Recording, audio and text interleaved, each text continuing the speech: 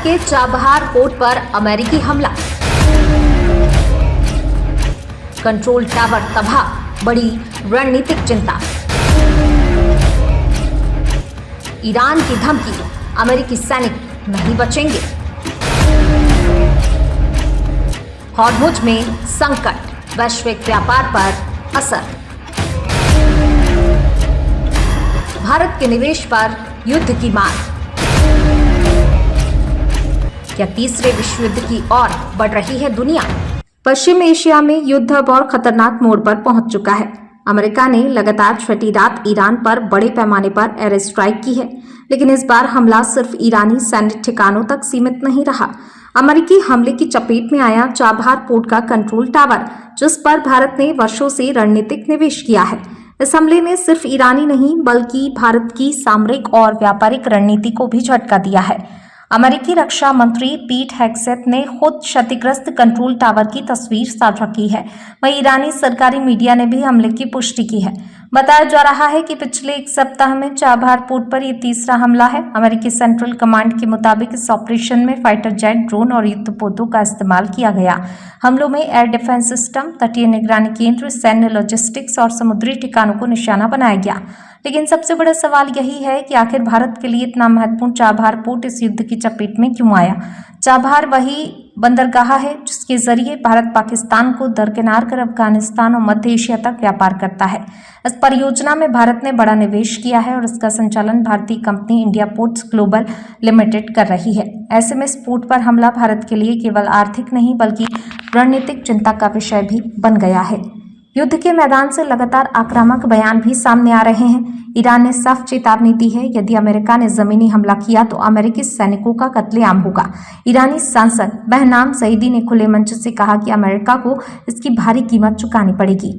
इस बीच ईरान ने यमन के हूती विद्रोहियों को भी संदेश दिया कि यदि अमेरिकी हमले जारी रहे तो बाब अल मंदेब जल डमरू मध्य को बंद करने की तैयारी रखी जाए। यदि ऐसा होता है तो दुनिया के सबसे महत्वपूर्ण समुद्री व्यापार मार्गों में से एक प्रभावित हो जाएगा। दूसरी ओर हॉर्मुज जल डमरू मध्य में भी हालात लगातार बिगड़ रहे हैं। जहाजों की आवाजाही में भी भारी गिरावट दर्ज की गई है।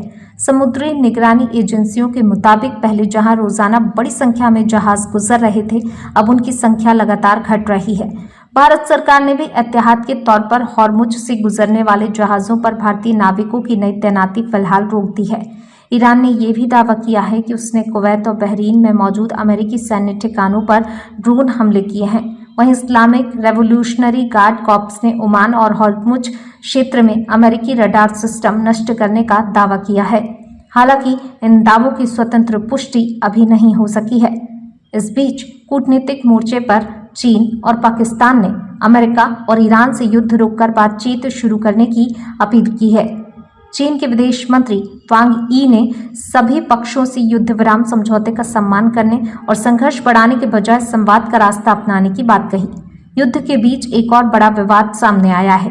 ईरान ने आरोप लगाया कि अमेरिका ईरान वार्ता की गोपनीय जानकारी का इस्तेमाल कर शेयर बाजार में हजारों करोड़ रुपए का मुनाफा कमाया गया। ट्रंप प्रशासन ने इन आरोपों को पूरी तरह खारिज कर दिया, लेकिन इस विवाद ने संघर्ष को राजनीतिक और आर्थिक रंग भी दे दिया है।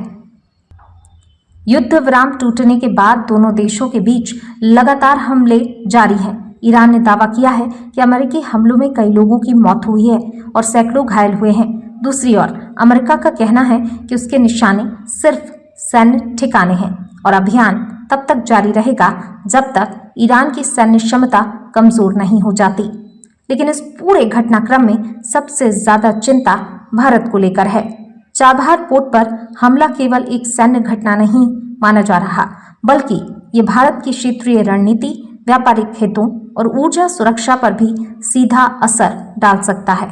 यदि पश्चिम एशिया में ये संघर्ष और बढ़ता है तो इसका असर कच्चे तेल की कीमतों, समुद्री व्यापार, वैश्विक सप्लाई चेन और भारतीय अर्थव्यवस्था तक महसूस किया जा सकता है। फिलहाल दुनिया की नजरें पश्चिम एशिया पर टिकी हैं। सवाल यही है कि क्या ये संघर्ष यहीं थमेगा या फिर आने वाले दिनों में ये पूरी दुनिया के लिए एक और बड़ी संकट का कारण बनेगा।